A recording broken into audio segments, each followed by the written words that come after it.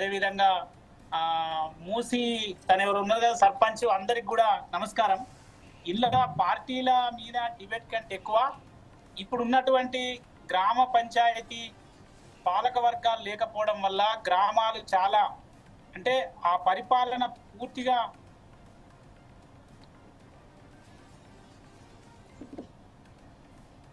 సంవత్సరాల నుంచి పంచాయతీ రాజు వ్యవస్థలో పనిచేస్తూ ఉన్నాం. ఇప్పుడు ఎప్పుడైనా కూడా అంటే ఇంతకు ముందు కానీ ఇప్పుడు కానీ ఇంతకు ముందు లాస్ట్ టైం మేము 2000 సంవత్సరాల గ్రామ పంచాయతీ, అదే విధంగా 3 సంవత్సరాలు జిల్లా పరిషత్ సంబంధించిన ఎన్నికలు పెట్టకపోవడం, ఈ రోజు కూడా గ్రామాలలో ఎన్నికలు జరగకపోవడం వల్ల అసలు గ్రామ వ్యవస్థే పూర్తిగా కుట్టుబడిపోయింది. ఇది అందరం ఒప్పుకోవాల్సినటువంటి విషయం.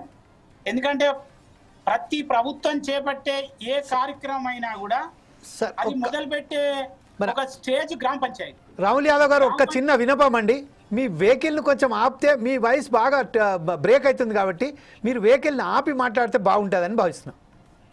ఓకే, కొంచెం లెఫ్ట్కి పెట్టుకో. యా,